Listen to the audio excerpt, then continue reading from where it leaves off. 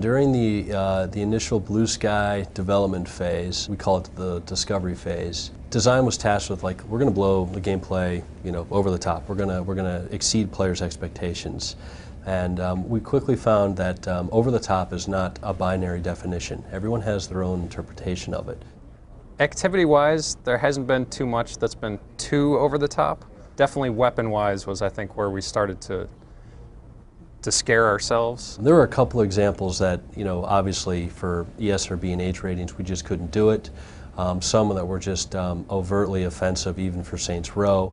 Fart in the jar was kind of the one that we were not sure what to do with that. Yes, there was a weapon called a fart in the jar, and it was going to be one of the special offhand grenade that we had. And I think in concept that actually works in the Saints Row universe. It is sophomoric in a good way. We like that. We want that. We think our players like that and look forward to it.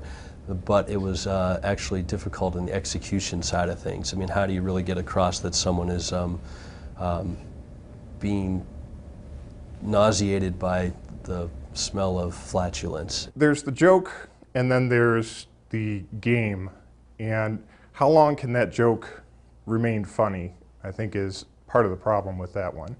I'm given one of these crazy ideas, and it's a matter of how do we make that happen. Some things look good on paper, but until it actually gets into the game and you can sit down and play it, you really don't know what you got. For Saints Row 3, I think our most exciting activity is Professor Genki's Super Ethical Reality Climax.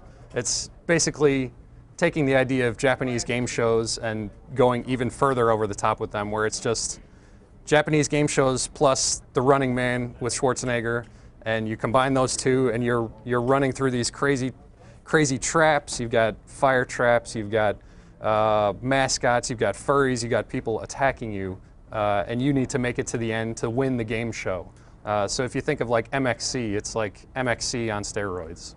When we started out early on, we experimented with a lot of drugs in the game. And we had, anything that we could throw out there, some crazy hallucinogenics, things that made you see aliens. And we just tried whatever we could think of. And some of that worked and some of that didn't. And some of that has been repurposed into other things and has found a new home somewhere else in the game. Saints Row the Third and all its predecessors as an open world game is built primarily on systems, and it's not uncommon at all for you to see very interesting things happen in the world AI if you let the game idle. You can see anything from cops and gang members fighting each other. There was a time where I specifically remember I was revving up my car, slammed into a pedestrian in another car hit my car, got out, started fighting another person. The cops came, started shooting them, and for some reason there were gang members walking in the scene. They got in a fight, and it all erupted in this big cacophony of bullets flying.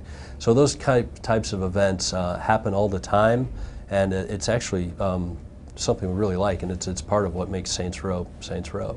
Anytime we see something cool or start to see something like it could be cool, it's all a matter of trying to figure out how we can set up that situation so that it would happen more often and we can have that same cool action happen to other players. When people started playing co-op here in the office early on, they would start to use, someone would go into their game and get super far along. They would have their cribs all decked out, and so they would go into the other player's crib and they could start a fight with the homies, and all of a sudden you've got 30 guys in your crib, you attack one of them, he gets pissed off at you, and so all 30 of your homies turn on him instantly and start blasting him, and then they just go back to their business of drinking their 40s and smoking their blunts.